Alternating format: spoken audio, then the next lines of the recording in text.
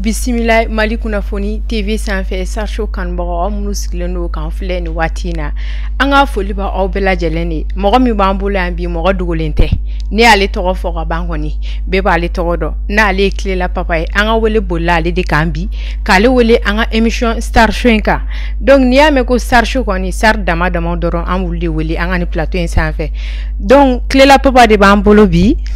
Miss Dina ça va ko bɛ yɛrɛ dun ok Kilela Papa de b'an bolo bi n'ale y'an ka invité yɔrɔ dɛ donc an bɛ foli di Kilela Papa ma i ka foli lase i kanubagaw bɛɛ lajɛlen ma ɲagala na pinna yo na njigi lo di wa chimpona go ni tanga wa pa kantule wanime chimpona go ni tanga wa pa kantule wanime ni yor ni ngelebe che ubo nyongo na che balangolo te muso valerdo jarla ko tay bulu kuri Kilela Papa nga foli be kanubagaw ye nyerebe afana fu akanyamgo afana fu ma ne de Kilela Papa ye merci foli ɲana Kilela Papa a diyara n kosɛbɛ Miss Kilela Papa filɛ ɲɛkɔrɔ san dɛ kuma bɛ de bolo san ok Kilela Papa ça va ça va diyara n ye sɔni an ka don an ka baro kɔnɔ an bɛ fɛ ka dɔn Kilela Papa yɛrɛ ye jɔn ye a n'a tɔgɔ a n'a jamu nin diyara n ye n tɔgɔ ye Usman Dambele ka bɔ Sikaso Sikaso Kilela Kilela ni Sikaso cɛ kilomètre 45 ye n ye Miɲanga ye n ye Sɛnɛfɔ ye mais n d'origine Sɛnɛfɔ ye parce que an mɔkɛw de bɔra Miɲanga la ka na sigi Sɛnɛfɔw cɛla parce que caman bɛ ne kɛ Miɲanga caman bɛ kɛ Sɛnɛfɔ ye mais n y'a fila bɛɛ mais d'origine Sɛnɛfɔ de awɔ mɔgɔ minnu t'o dɔn sisan o ye faamuya ouais ok Kilela Papa an bɛna kumaw di ma kabi e donna dɔnkilida la ka se nin waati ninnu ma e bɛ se ka dɔɔni fɔ an ye olu kɔnɔna na alhamdulillah n ye ɲininkali o diyara n ye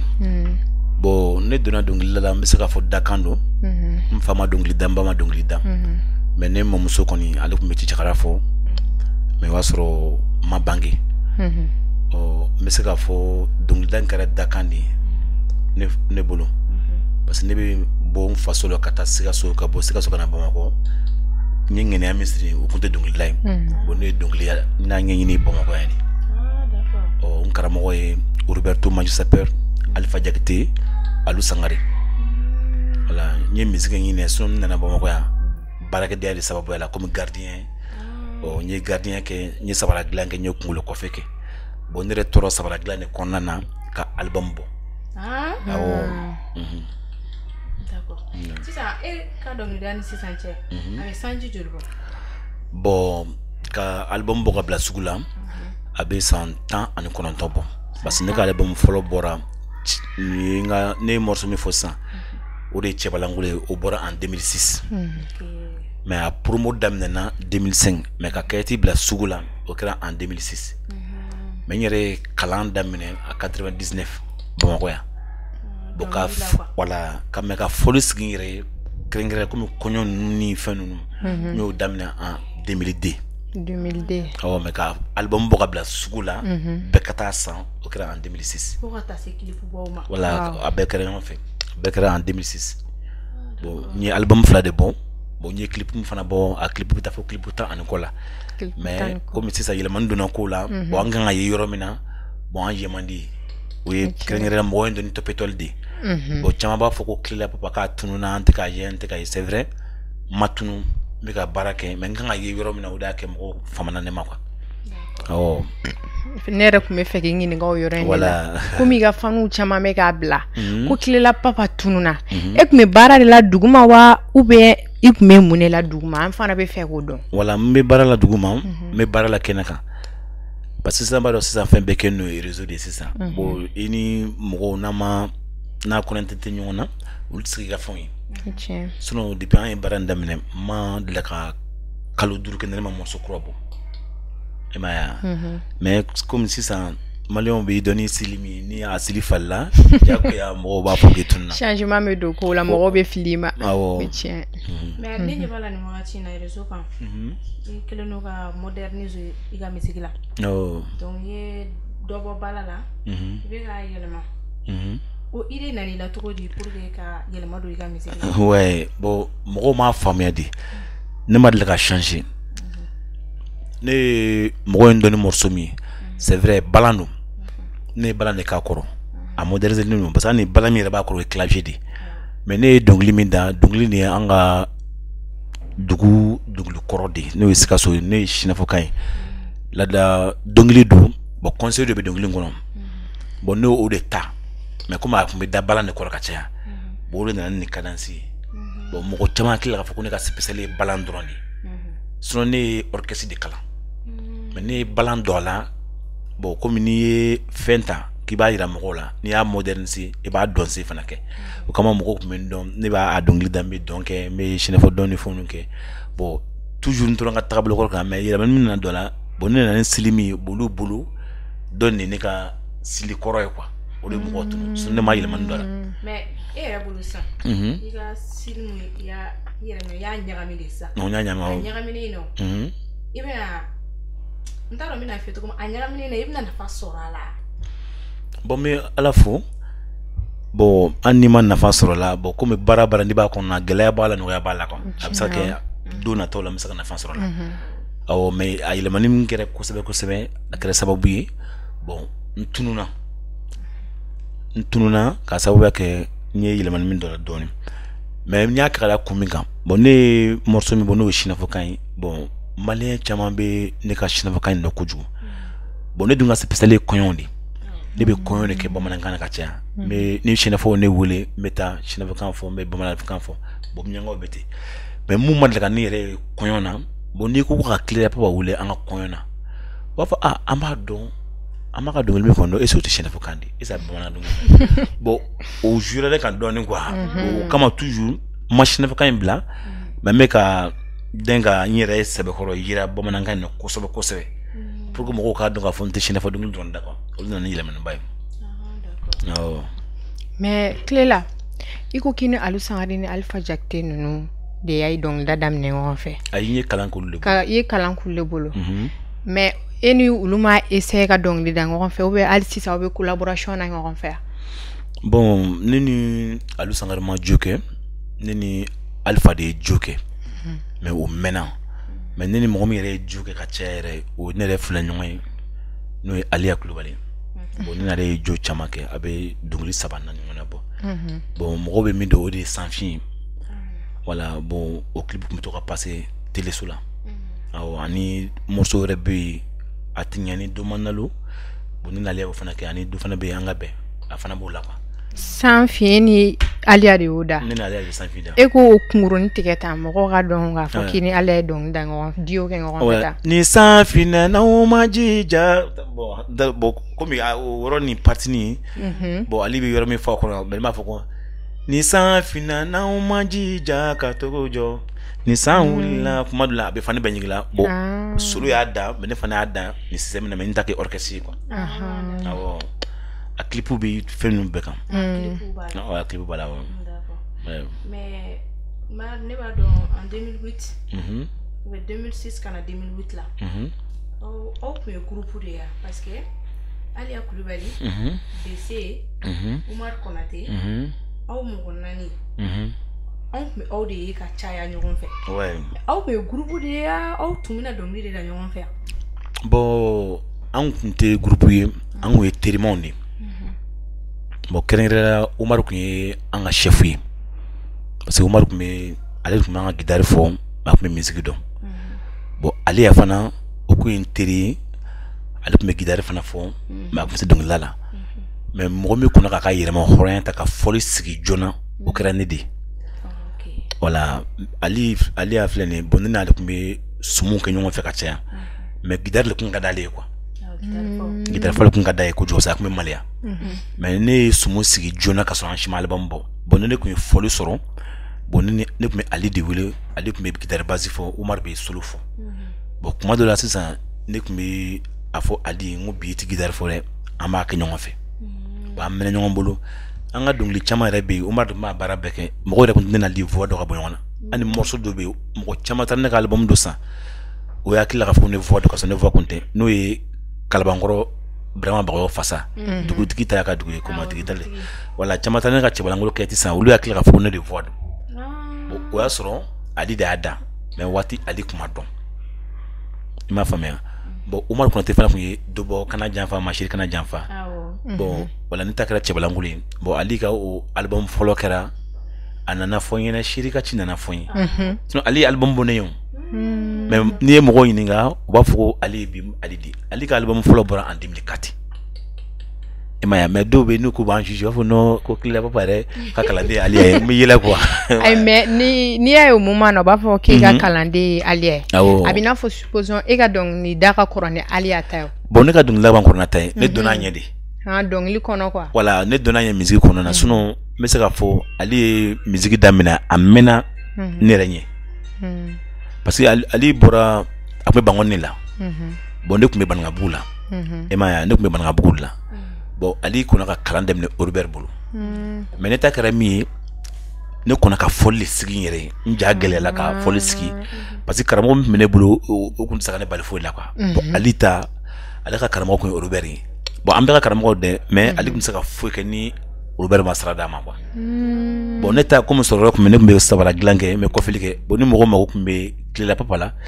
e bɛ ne sɔrɔ n ka sabara dilanyɔrɔ la o bɛ ne ta kɔɲɔ na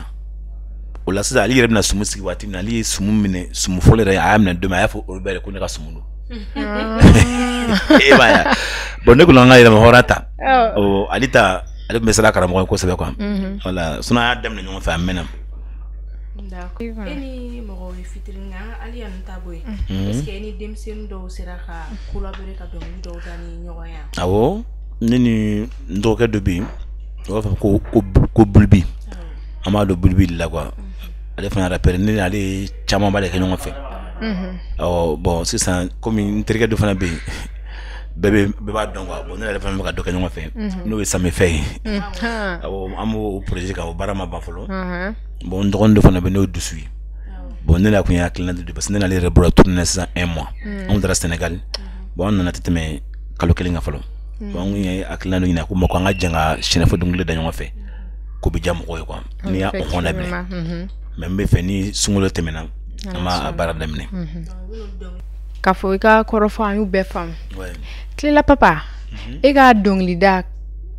wagati ni sisan cɛ e ye kɔlɔlɔw jumɛn sɔrɔ a la bon baara ni b'a la kɔlɔlɔ b'a la hɛrɛw b'a la o ye tiɲɛ bon n'i bɛ kalandenya kɔnɔna na o la caman bɛ yen i b'o sɔrɔ a kɔnɔna na mais a ko ta dusumuɲu kɔ quoi awɔ mais dɔnkilida kɔnɔna na i ye dɛmɛbagaw sɔrɔ bon ne ye dɛmɛbaga sɔrɔ e yɛrɛ tɛ dɛmɛbaga dɔ ye an filɛ kɛnɛ min kan n tɛ dɛmɛ dɔ fana ye o ye dɛmɛ voilà n ye dɛmɛbagaw sɔrɔ n ye kanubagaw sɔrɔ n ye dɛmɛbagaw sɔrɔ alhamdulilayi n bɛ ala fo o yɔrɔ la quoi mais i ka production kow la nɔgɔya b'i bolo ka a kow kɛ ka sɔrɔ i yɛrɛ ma tɔɔrɔ ma gɛlɛya sɔrɔ bon o yɔrɔ la sisan o gɛlɛya dɔɔni de bɛ yen mais kalan baliya o yɔrɔnin b'a la quoi parce que ne ka musique dɔw bɛ YouTube kan mais min y'a créer fɔlɔ bon code yɛrɛ tunun'o la bon ne ka musique caman bɛ yen olu ma bila YouTube kan donc YouTube t'e bolo voilà YouTube min bɛ ne bolo ba code tɛ ne bolo bon sisan ne ka fɛn caman bɛ ne ko n b'a bila code t'ale bolo bon sisan ni waati in kɔnɔna na an bɛ fɛ ka na o fɛɛrɛ de tigɛ mais n ka clip dɔw b'a kan ne n'ale y'a ka fɛn caman b'a o kan mais o man ca o tɛ tɛmɛ clip den 5 ɲɔgɔnna kan parce que ne ka clip bɛ a bɛ clip 10 ani kɔ bɔ waaw tan kɔ bon sisan ni waati in kɔnɔ manajɛ tɛ n bolo parce que b'a dɔn sisan manajɛ ko kɛ no sisan ni artiste n'i dɔnna n'i bɛ sanga na waati min na manajɛw bɛ na quoi mais n'i tɛ sanga kɔnɔna kɔni bon c'est pas facile ka manajɛ sɔrɔ voilà mais ni commence la ka dɔn i bɛ manajɛw nalen ye quoi wala u bɛ bolo ka na u b'o intéressé la pour que olu yɛrɛ ka dɔ sɔrɔ i ka dɔ sɔrɔ mais n'o kɔni t'i bolo dɔrɔn sisan i yɛrɛ de bɛ k'i ka manajɛ mais e ka son 11 minnu b'a kan sisan e bɛ n'olu sɔrɔ cogo di bon o bɛ Dorothée ka canal la min b'a kan bon ne nana compte kura dayɛlɛ YouTube kura dayɛlɛ bon an bɛna solution k'olu la quoi sinon ni waati in kɔni na kɔni a wariko fan fɛ kɔni i tɛ se ka wari sɔrɔ bilen parce que code tununa voilà code tununa voilà n bɛna mɔgɔ de ɲini ka olu sira ninnu taama quoi ok i ka collaboration artistique la est-ce que gɛlɛya b'i ni artistes cɛ wa ou bien nɔgɔya b'i ni artistes cɛ wa ni mago be artiste mina ni ya wele ba soro yoron kilian i mago wana se mina doro ni ya wele abe se ki mago kilian o mago bi bulo artiste o kundala bon artiste mali ko na ka famille numéro me ko ne me wele ki téléphone ta o artiste mbulu bon mais ça bon bara ko na ba so kuma la mago be coupé mais ça ka fana wele ba so atila mago bulo de kelen mais ko fa o be ya rappeler quoi bon artiste ka fo ko gele ko me ni artiste nyon che ka fo ko ni ya wele ka tenga téléphone ta artiste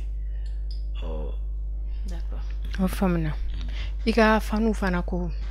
festival senofo munu be ke kuluti yala ouais oro gele ben kan doni avec comme un rêve façon nous ici suy bon artiste ka ngeta ka sur les sikaso amana ko o de o ga sika ben ko sebe parce ne bon mo yam bo ba sur ko chama ba de ke sikaso e be artiste non ni akoy nkonana c'est rare e ka ne yala ko boni mo yine ko ba fu ko ne be yere bo ene ko te ta ka so te o te ne weli parce que ba ranga mo be non de fait ka teme jat fin doulenka e ba ni festival be ke par exemple ça festival kara kay ni kay artiste tara sigo artiste badene tara kay festival na mais ne ma anga sigaso artiste ko milla ko don ko kumbala kengere la pesha o indi ne ba so dinga pesha balan fala pesha la flane du malana ndino ma pesha yala tonton flane ni ma yala bon ne ba so la ba ko bon ne mo fana yala bon ne re fana ma yala mais ni femme kan on fait il bien so kay artiste seko artiste bele betaka quoi na yere kungo nu funu na anti yala bon ma seko de famia sikaso ar konana quoi mais muna go okay wala ani alu sangare ni mayala ma bon ko na kedi komi an ye china foyi wasoro musical tanga mo ko dala dige wasoro article tanga mo ko dala sinon normalement ni top be ke sikaso ne kan yala mais ni sikaso topu che depuis en abinga santambosa topu te ke sikaso bile topu be ke sikaso mais ne ti yala Oubia ou fait y dongri da Georgia. Aji obin oba dogo ne bin. Artiste de dogo. Okay. Ni mago be artiste femena bibe ni wili ko ay karsa wili. Anumero be son ni ma son ni wili ka droiter la obi kan numero. Amana ki mena togo to. Worte mo na ko ne ga numero bi. Anti worte mo dunayo. Follow en 2007 2006 konana. Top te bunde mala ni club ho ma yala do wa ko top manja. Parce que ne ko me dongli dambe donc nga do se ko ngadi musuyi o mu me musuyi ngeje. Omaya surtout iga ni yora ngele becho buyona ani wala o ko fe ni ala bu ko fe wuri kada juni sonda wala becho de sonda ne ya fo kase bon o fana jara musuyi ko sobe kalo ere ni ko to ta kalo kono ouais ma yemina tete me kelen flaka che la bek me ke bon ko ne ka che ani du woro la quoi e ma ya bon o kama sikaso festival mun fonna même ko ke kelen be ale ko ne du damene bon ne se ko participer chenkele no e kasum bengali festival na nyere bon ale ko ni tena on se ka fin fois la bon ale ka do rebe bon ne ko ni masako sor ko sabu ke ne ko nga jouer samedi au festival la bon o dugu je ko nga ke jumashi ne ko do ka konyo mine ne ko nga do ka konyo ke acte bibula bon lu ko kuti mo fa ne rete bon ne ko nga jouer samedi sikaso dugu je ne ko nga jouer bon ko ya bon ne ko mi jouer sikaso kala fo me wuli atenoa mase ko so ka so publicité la ne ko aka publicité la ani ikramba no be ka ne ko mala bon ma tan nga ma jay mais ko fe ne ko ntara ko fe do re ka ko fe salon tan ne yelo la ko d'accord sino ato ni yamandu luna maro ani conserver ke sigaso ete ya o tene do la yere ba bisa ka akli ko ye ay o to se ay actually donc dalay donc de la voilà artiste ite sera une artiste bon sikaso on demande mon ko ye ko sebeti abi ko ma ba re ka du ke chiko la quoi par exemple ça y ka caméra fait to bon fait benicité fait mini master simini fait no fait da fugenji yo artiste ba ko no mais bi mu fugenji a façon de sikaso bana ali sikaso ka d'origine aka fembe sikaso mais Sikaso kunga foti ou ben ni ko babo ni salu fendela nu fenu kibi ndu yala. Ah shiti. An kayta na yaya. Bon. Sikaso terrain d'aile, gitoron clan. Ouais. Festival faut que ta se top ou. Ani président kumben nu fenu. Au be kan ayi. Yala ma shiti yala. Ni mi yala dreba so sigi mi sikaso yidi. Ai. Ana lu sanga de flani. Ni alu travailler fana c'est pas facile. Mais après que fin wara be duguma ote mun kala ma ke. Ay fin wara te min be dron sababu bisa ka keba soro mo mu be ka kunyama sika se ko te kwa fana bisa ka basa do be ulu mitere o be sika sui basa ulu fana fonction public fonction o samagasi o be soro be bara la yeme o sika se ko te e ma ya meni sika se kungan ko be bo ulu bu ka mo de wele optake e ba soro anga shina fo de ta ko ngolo ka cheka o bisa ka fana bon ni ya danere kon ma aw yere kan wuli ka kuma ko la parce que aw de yendu lewu.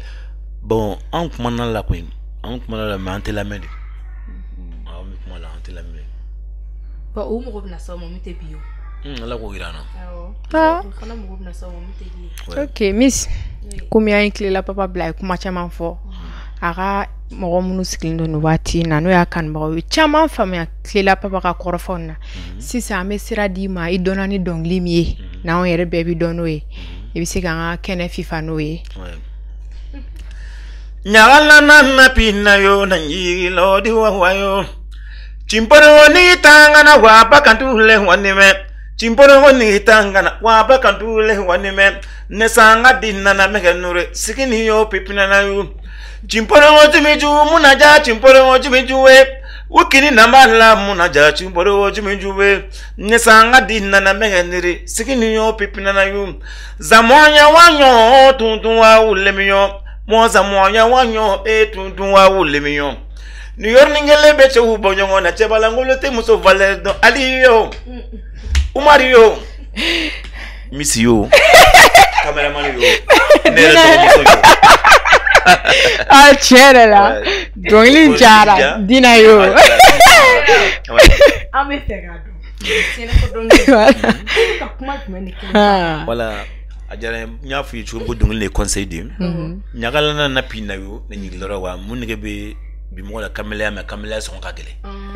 wala fu ka barake o chimporo go ni tanga na wa ba kam tugule wona ko balma ka diko diko shika na ko do shima ni balma o tige de nyongo ngolo be balma ya ja za mo anya wa nyo tuntu wa ulima ko ni chikala ya ngeda kan ni me kay dabagla ni bo tudule ni me kay o fana baraka be kwa bo yulogo na nyina wo twana mala mo mi fo o ye ayala meta changa banto changa na machimporo kantana korolongana o be balma kuma toujours mais yulogo koro ye ayala menda kwa impi mwarka Abidjan funu ke no wakaji ya mafapi bo amontra Abidjan ni samay dona ay nanga seneke senede yanga dambe mwadi samye fapi o di fin sene kwa numwa we samye kwa ngala montra Abidjan ni samay na ananga seneke bon New York ngele amase moko fo mai be bora musula muso e fin bay mana muso doye ka miri ka fo babila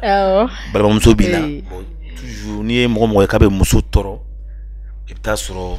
muso la modeno voilà sinon muso ri toro manga parce que muso ni be dunu tien quoi voilà dongli kadi to mina akoro fana kado to akile ouais parce que ni dongli na me i woni akari me ni ta koro ouais ita do min do ba si san kon be akoro do an yere mun ta akoro do an woni ba do an yere be akoro do sa kila ye video jolle ke clip jolle bi bolo ne clip ta anko de ke ta anko ouais bon ni dongli mi re fana bo abe binan bo binan awo che o bena album joli kwanke abeba ka album ya tugal sigari fana kwa abeba ka album mais comme album boté c'est ça ne ambe morceau clé non bon a bla chien fait ka kanbo nyenyeje o mimbi abe binan bo nene ko imane pitchinchi man nene ko ngachi ma iba fuko ese ni forfait bla ka ko ba da me febis donc o donc ni binanina ani clip shege tanko na fa tumele so adomli nutala na clip nbola parce que fem bebe ke na fari kama ouais bon on est barake bon à nafa soro sera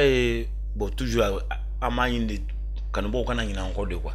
sinon ka foko nye fin soro la non ma fin soro la on est ngakuna wor bon yere kun ka clip nous ke ka fle réseau ni fin chien fait quoi voilà mais ka foko nye contrat signé mo do pour que mesaka album nous faire ma mo soro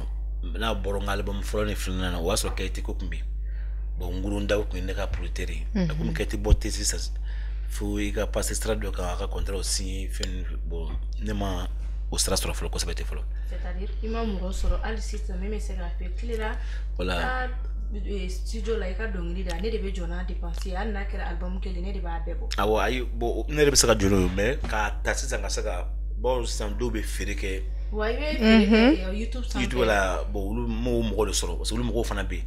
avec contrat signé et ta soro ale be ga morceau firi ma famille voilà ne ya famille c'est ça e ga domini no e u bo ko bla e mana fa fo soro la e de bolo war do ga o maseri hein o yo do parce que e bolo war do la maseri folo musique sana o ya na fa ba kum banga baran kono na quelque fana kan bo mu fana be do be ulu be kanu o be ka musique la mais ba so ni ko be kula o be sigi deme quoi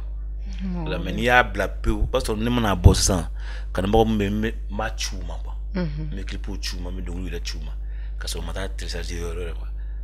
et ma il a clip bon nous na mo bi deme ni finu pala non ne ba be que ne ba be jiri ne be fait mi be clip tout ne ba war be dama même comme mu fana wole a chama fana mu bi na donga no fa e be kla gulu sara ne le bulu sara bo do rebe lu ba ke kado tambe kele cameraman fana bo sara cameraman mus ay ta jawa do oh clela papa isangane ndo ni yorena parce que na fora ikani fen fe clip fara donglika a bebe boy ga agent de poche la déplacement pareil tout folmina fana biti gele abi mais aweta dengunu ke yoro munna ni kono yoro munna ko ni be na fa do soro o me na fa soro la me ta kono nu fumu ga mais si ça fana on a femme ka do bas déjà jijo chala nyere ko me silimi ga cha boss balan flo padi ni be si ça balan flo be munu yoro abe flo en 2002 2003 ou le konana community sire konana bo esi sumukela kumbi wasro nzen to do ko mem ko mo wul ma fo sorci ba fa changa da sorci wele wasro shaka kono yala ga hina lebe bangonna mais community ko ko yene tay sorci ni bc voilà sorci ni bc bo bc rap do sumuke bc na do sumuna ko fedi parce que bc ni ko rap ko ngade bc ni bc anin daw maya mais mo mere ko me sumuke ko aliadi mais ne sumunda mne ka sanworo ke ka so ale ma sumunda mne parce que kun juma nya fo chuko ne ko na ka sumunda ma 2002 kono na ali kumbe Robert kumbe sumunga ba ali ni Robert kuma ka nyon fe mais ali ka yere mo horon reta ka fo karamo restra dam o kra en 2006 bo an ma ko na jeune fonu e ba ali kumbe mo accompagner après mo accompagner guidar nu fonna parce que aya karamo bo ya kujuku quoi maya boye magona jude mine fana en 2006 2007 kona na wasoro kolbe ko ni janyo ni fenu imaya bon ne ga klina ne ya famia aw génération munube kana se bi génération ma mo munube ga donglu lame ne kona klina ya ko génération dongli bla parfois na kra mo goroba korole munube munuba ko kame uluba o talame génération do mo fana bu utalame ibara ko de be kana ngele awo bo o be kana ngele so nere o siltaw no siltame ibara so sa dimisen ulbe mi fo kon nana antu fo amano mo ambe ne be dungli me a glan a conseil de ka kono ka tia bo eti mo gelema ya kono me be saka mo ko so quoi po jagwa atebe madi bo sisa ni dimu ga le kedro fika fin de l'effort Allah me be mo fin par exemple ne ka dungli be o isa génération dungli ma fongo lagaro fasa ma fo yere nyini wa boli wa musoroba ka den la ba goshi kasura duma fenge aya mine somi yere tagamango aya mine denge folowa aya mine somi yere tagamango aya mine demuso folowa ni b'a fɛ du b'a sigi ka jɛla i ka ni ɲɛ tana kɛ lagare ye cɛkɔrɔba ka denkɛ fɔlɔ i ka ni ɲɛ ta bon sa génération n kɛ ko cadence dɔ kɔrɔ quoi oui e ma ya bon mais comme cause b'a kɔnɔ lagare de bana ka ne défense ta a ko in kɔnɔna na ayi lagare bɛ ni défense ta ne fan de lagare di sisan ni lagare bana ki défense ta siraw ta dɔrɔn ba ye parce que siraw ni lagare bɛ taa sɔrɔ olu yɛrɛ ti bɛn yɛrɛ voilà ne yɛrɛ lagare di mais am ka ba den fɔlɔ ale bɔgɔli dangan o da kɛ sa yɛrɛ la ka ne tan ka sɔrɔ ni denmisɛnninma ne sen donna yɛrɛ na ani sini hakili jigira yɔrɔ a bɛ taa muso ko denfa da quoi n kɔrɔ muso ba Cléra est-ce que ni artiste sera ka voyager n'a fɔ ni minnu ye parti kelenw ye est-ce que ni dɔw sera ka voyager hors de Afrique ka bɔ Mali yɛrɛ kɔnɔ ka taga dugu wɛrɛw la awɔ fɛn ne ni Alpha y'a kɛ Alpha Jagate Basamba an ye Burkina ninnu fɛn ninnu kɛ ka taa fo Mauritanie o fana na dusu bɔ o fana en 2008 ne ni dusu en voyage la bon 2009 en voyage la ka taa Burkina ani Mauritanie Sénégal bon ɲinɛ fana en voyage la bon Robert fana bɛ ten mais bon Robert ne n'olu taara Abidjan Côte d'Ivoire ani Jega ninnu fɛn na ka taa quoi bon ne kun ka taa France 2011 bon Kadhafi ka fanga firi de o bali parce que ne na hawa kun ka taa o la bon sisan an ma visa sɔrɔ parce que o y'a sɔrɔ a fɔra ko mɔgɔ bɛ ka bɔ jamana wɛrɛ ka na visa ɲini Mali la ka don bon n ka o y'a sɔrɔ an ye contrat yɛrɛ signé ka ban dɛ bon depuis o kɔni kɛra ɲɛma sɔrɔ la tuguni kɛra o ko dasani voilà papa Cléla an b'a ye i ka vidéo ninnu i bɛ vidéo kunkuru minnu kɛ ka bila TikTok kan a tila bɛɛ ye buguni fini de awɔ mais buguni fini diya ye fo ka na se nin niveau ninnu na bon Shinafo yɛrɛ le ka di ne ye n y'a ye n nana nin yɛrɛ ye bi bon komi n ye émission dɔ kɛ n bɛ to k'a sugu quoi voilà a ka bɔ ɲɔgɔn kɔrɔ quoi sinon o yɛrɛ de bɛ ne ni lafiya quoi awɔ voilà sinon o don ne tɛmɛna plateau dɔ kan a tɛ tɛmɛ tile 3 yɛrɛ kan fɔlɔ bon buguni fini tun bɛ ne kan na ma dɔn komi fɛn ko n'i t'a sogo bon parce que ne b'a sili bɛɛ kɛ quoi parce que ne ka dɔnkili laban mun bɛ yen studio de bɛ n na ka caya ne ye clip fɛn fɛn tourner sisan faama dunni fɔ wɔlɔsɔ ye sigi bɛ goya la ayiwa fɔ n jugula mɔgɔ ɲɛna ne bɛ n ka so a bɛɛ n'u ɲɔgɔnnaw de ye quoi e ma ye ani n ye jarabi dɔnkili dɔ da bon n tɛ se jarabi dɔnkili la ale de ye ne nɛgɛ ka bila la quoi e ma ye bon n ye clip min fana tourner o la ni ne y'o la u b'a fɔ ko san 15 ne ye jarabi dɔnkili de da n bɛ tila ka ci ma ok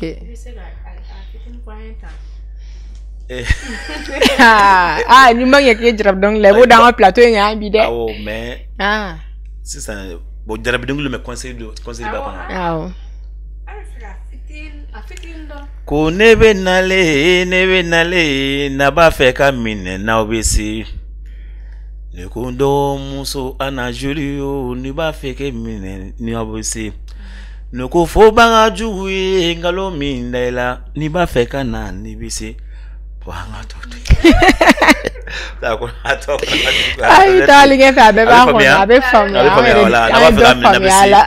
la bon a bɛ faamuya dɔɔni n'a ye partie sɔrɔ o la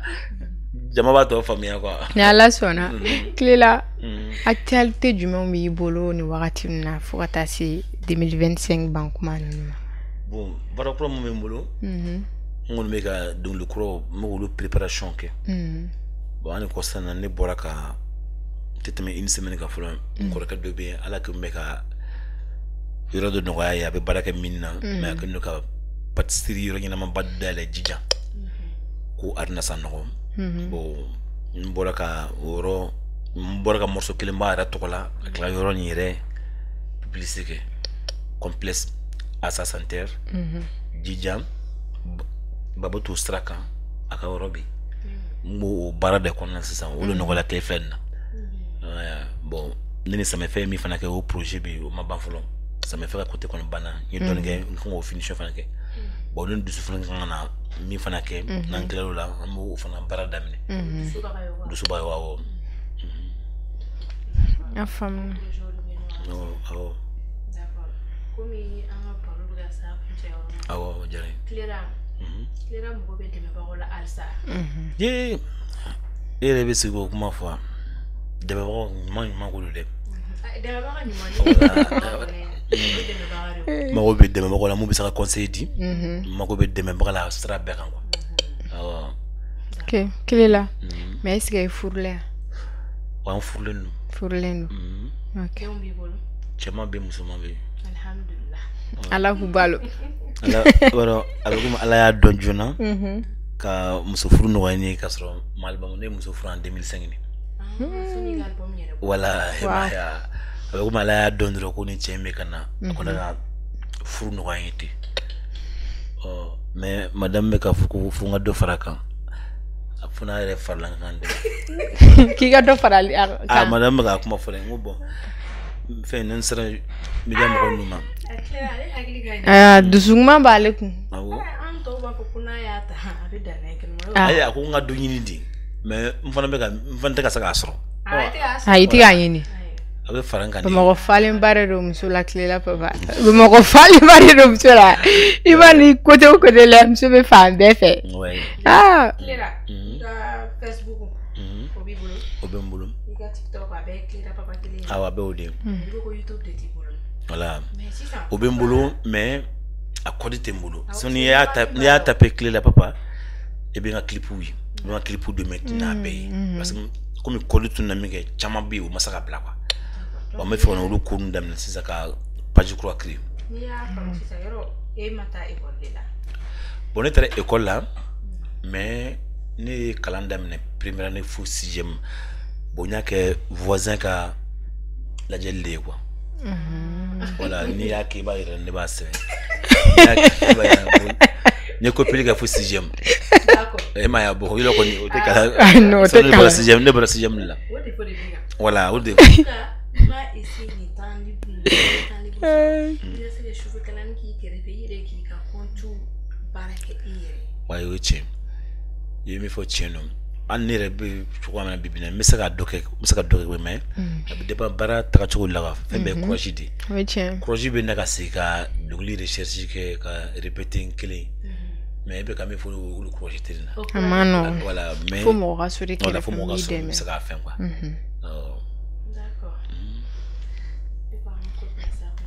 ok Kilela papa i b'i ka numéro bila komi yɛrɛ ko i mago bɛ dɛmɛ la i kanubaga minnu bɛ minnu y'i kanu hali sisan k'a daminɛ kabi fɔlɔ fo ka se bi ma i kanu bɛ a b'anw yɛrɛ bɛɛ la donc i b'i ka numéro bila awɔ k'a fɔ kanubaga ko Kilela papa bɛ yen tɔɔrɔ tɛ n na bana tɛ n na n bɛ baara kan ni min bɛ fɛ ka ne ɲininka ne ye i bɛ taa n ka TikTok kan n'i y'a sɛbɛn ko Kilela papa et bien bon YouTube fana bɛ ten Facebook fana bɛ ten bon n ka téléphone numéro kɔni 76 85 82 04 76 85 82 04 ni ye n wele kuma i b'a sɔrɔ n b'a ta ok n bɛ kɔɲɔ kɛ orchestre la komi ale b'a kɛ cogo min n bɛ kɔɲɔ kɛ balana komi ne b'a sɔrɔ b'a kɛ cogo min n bɛ kɔɲɔ kɛ miyanka balana komi dabara b'a kɛ cogo min voilà parce que dɔw bɛ yen ni miyankaw don u b'a sɔrɔ olu mako bɛ miyanka fɔli la ne b'o kɛ bon ni mako bɛ sinɛfɔ fɔli fana na n b'o kɛ ni mako bɛ orchestre fana na komi guitare ninnu ni kamalenkɔrɔ ninnu fɛn ninnu n b'o fana kɛ kɔrɔfɔw faamuna miss donc Kilela papa kanbagaw a ye fɔli aw ye kuma mɛn Kilela papa ko k'a bɛ ko foyi t'a la bana t'a la foyi t'a la n y'a tulu ne a bɛ baara de la duguma donc a bɔra ka numéro min bila sisan a ma bila gansan dɛ a y'a bila mɔgɔ bɛ dɛmɛbagaw la minnu bɛ kɔɲɔw kɛ minnu bɛ sumu kɛ minnu bɛ denkundi kɛ n'aw ye Kilela papa wele dɔrɔn a b'a sɔrɔ wa mɔgɔ bɛ dɛmɛbagaw la halisa minnu tɛ san sɔrɔ juru kɔ a mɔgɔ b'a kanubagaw la a k'a ka vidéo ta voilà ka partager ka abonner la ka caya ka visibilité d'a ma ka to ka challenge kɛ n'a ye n fana bɛ kɛ n bɛ kɛ yɛrɛ fana t'a kɔnɔ n fana bɛ kɛ suivre man ta ye e ka n bɛ kɛ suivre ni donna n ka TikTok kɔnɔ e ka taa dɔ lajɛ min ye mana e kun minɛ dɔrɔn i ka challenge fana kanu o fana ye dɛmɛ de fana o ye dɛmɛ ok ami miss i t'i ka foli ka laban kɛ kanubaw ye d'accord foli ka laban min bɛ ne miss bolo o ye k'a fɔ an kanubagaw ye a y'aw sɔgɔlen to an ka chaîne YouTube la Mali Kunnafoni TV chaque vendredi aw bɛ ni émission dumanba in sɔrɔ k'a sɔrɔ foyi t'an na an dafalen an n'an ka invité staru donc an b'a fɔ an kanubagaw ye halisa a ka to abonné à ma chaîne YouTube là, à quand ma vidéo aimée, à vous partager. En mogoba aura de menakoi. Parce que nous te sens sur le jour. D'accord. Ok, Miss Koumangena. Voilà. C'est la drogue qui a publié avec Ray. D'accord, Miss Koumangena, Jara, ok, Nene Redina Fulu Bilbilwek, à la Sankon Bella Jelima, Malik Kono and Malik Koran, Kunuki, Miss Nara invité, Cléla Papadi, Awa sur 18h, à page YouTube, TikTok, Facebook. Ni ala manga juan juru juana ami ngon sera vendredi wéré ni erkelena am ko be sponsor la fana ala commerçant pour produit barakela projet ba donc aw mo be an ga produit publicité ka o be na an ga télé sur an ba ko publicité o ke fo ganya ok au bisou badi au kambe ami rufa